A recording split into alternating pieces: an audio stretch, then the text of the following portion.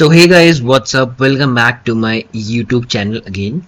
So as you know that we are inside the module project organization in Studio and इस chapter में मैं आपको बताने वाला हूँ कि भाई कुछ बेस्ट प्रैक्टिसेस क्या हैं, कैसे आप अपने प्रोजेक्ट को ऑर्गेनाइज कर सकते हो क्लीन तरह से, सही तरह से, क्या क्या वो चीज़ें हैं जो आपको ध्यान रखनी है whenever you are organizing your project or whenever you are developing your project and you can say putting them into small atomic workflows. तो क्या वो बेस्ट प्रैक्टिसेस हैं दैट विल बी अडहेयर्ड। ठीक है, तो ये है यूए पाथ विद जे। Let's get started.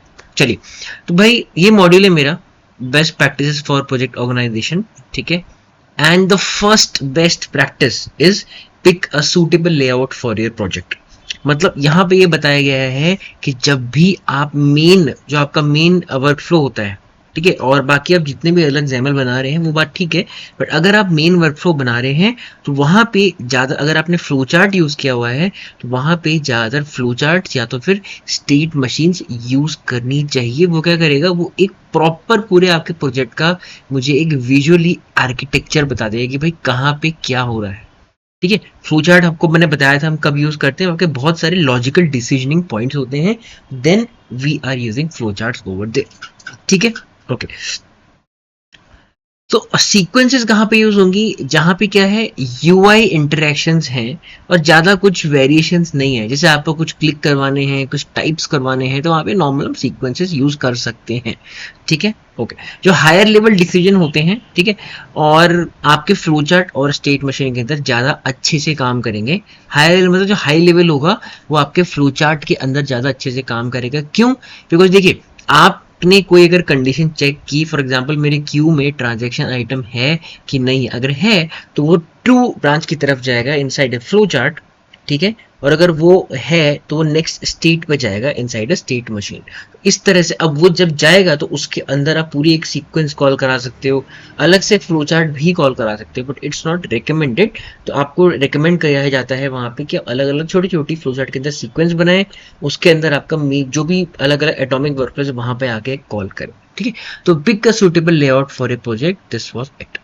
ठीक है, organise your project in smaller workflows. मतलब ये मैंने आपको बता रखा है, इसमें इस चैप्टर का मेन मुद्दा यही है कि भाई आपके जो वर्कफ्लोज हैं वो छोटे छोटे होने चाहिए। अलग अलग कार्यक्रम के लिए आपको अलग अलग वर्कफ्लोज होने चाहिए, अलग अलग कार्य के लिए। ठीक है, अलग अलग वर्क के लिए आपको अलग अलग वर्कफ्लोज यहाँ पे होने चाहिए। रिकमेंड जो है साइज यहाँ पे वो है 5 MB, लेकिन 10 MB से ऊपर वर्कफ्लो सपोर्टेड नहीं है। तो please make sure of that guys कि 5 MB is the optimal size recommended by the UI path.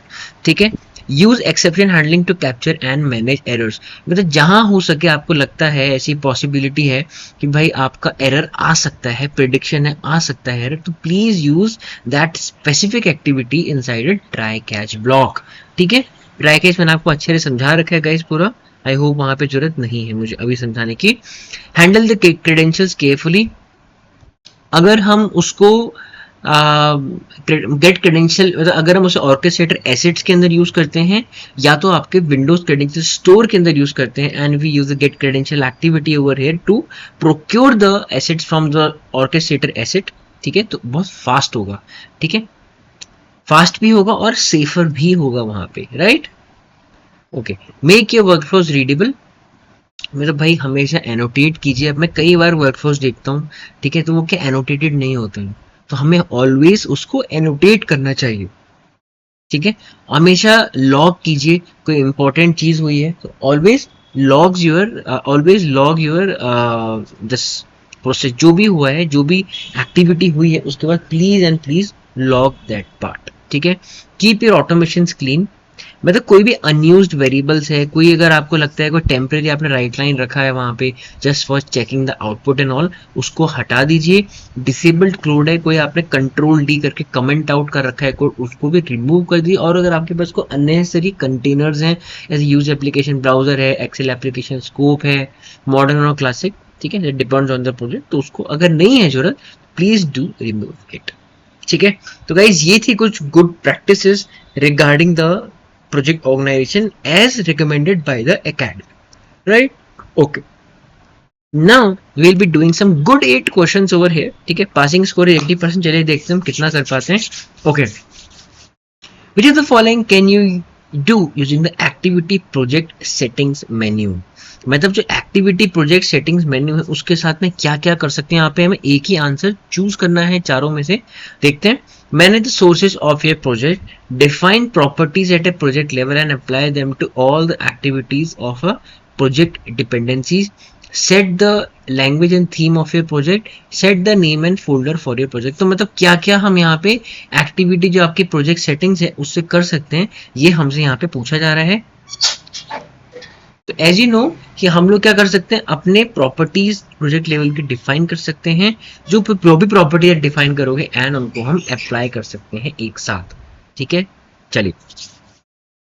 We want to create a robot that searches for weather information daily and then creates a report based on it.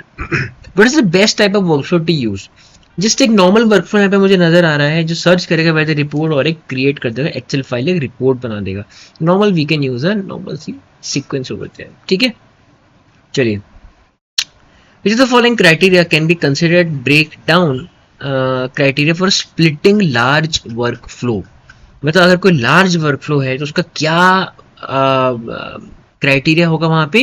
जो application है automate हो रही है उसको हम मद्देनजर रखते हुए, उसको हम सेंटर रखते हुए, फोकस पॉइंट अपना वहां पे उसको हम डिफाइन करेंगे भाई कहाँ पे ब्रेक डाउन होनी चाहिए। मैंने आपको बताया भी है। ठीक है, you want to send a current date value outside of an invoked workflow. What is a good name for the argument? Okay, so it is saying that we have to send something outside of a invoked workflow. तो भाई यहाँ out करके देख लो, out ये दिख रहा है मुझे, आंख बंद करके इसको लगा दो जहां आपको आउट दिखे। आई होप वहां पे कोई और भी टाइप का आपका आर्गुमेंट ना हो आउट का, तो आंख बंद करके लगा दो, आपका आंसर 100% सही। और the steps you need to follow to create a new library. New library बनाने के लिए क्या स्टेप्स होते हैं भाई, तो हमारे पास सबसे पहले देख लेते हैं यहाँ पे क्या, कई बार क्या है जंबल अप करके देते हैं, भाई भाई बहुत स्मार्ट है ये लोग, right. Okay, click in new library ये हो सकता है पहला, enter the name and location नहीं, ये सेकंड हो सकता है। Click in new library will be the first and enter the name location programming language second है, क्रिएटिव वर्क वो थर्ड है, एंड जो बचा है भाई वो लास्ट है। दबा दो submit and we are 100% right again. ठीक है, चलिए। What are the principles and UI path implementation should follow. मतलब यूआई पाथ की जो इम्प्लीमेंटेशन है उसे क्या क्या वहाँ प्रिंसिपल्स है हमसे पूछा जा रहा है। एफिशिएंट होना चाहिए, अनअटेंडेड होना चाहिए, मेंटेनेबल होना चाहिए, एक्सटेंसिबल होना चाहिए, रिलायबल होना चाहिए। हाँ भाई, कोड अगर मेरा रिलायबल नहीं है तो वो कोड किस बात का। ठीक है, कोड मेरा ऑलवेज होना चाहिए रिलायबल, यहाँ मेंटेनेबल होना चाहिए, ठीक है, एफिशिएंट होना चाहिए, राइट। Incorrect, okay. अच्छा, एक्सटेंसिबल भी है, sorry I missed it, extensible भी यहाँ पे होना चाहिए, so it is my bad, right. Okay, चलिए।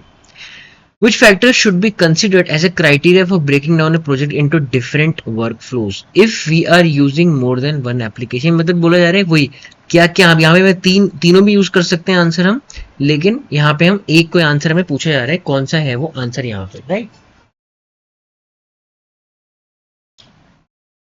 Using more than one application, having a sets of activities serving different purpose in the same project, and using decision points inside automation project. So these two will be the answer, right? चलिए, values entered in the activity project settings take precedence over values entered in the properties panel. तो भाई नहीं है, इसका उल्टा है, ठीक है। Values entered in the properties panel take precedence over the values entered in the project settings menu. मतलब अगर मेरी प्रॉपर्टीज पैनल में कुछ है तो वो उसके ऊपर मतलब हावी हो जाएंगी आपकी प्रोजेक्ट सेटिंग्स मेन्यू के ऊपर, जो वैल्यूज वहां पे रखी उसको ओवरराइड टाइप की कर देते हैं, ठीक है। चलिए, so with this, because of my bad we are at 88% solution but we nailed it.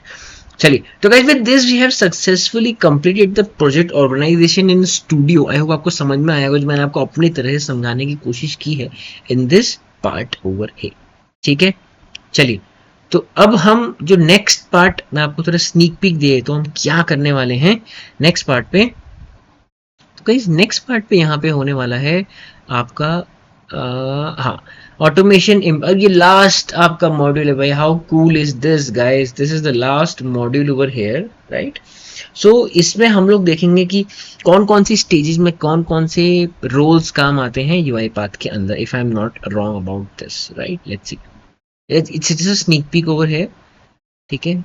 And यहाँ पे हमारे पास कुछ यूज केसेस भी हैं, like let's see use case है यहाँ पे मेरे पास कुछ एक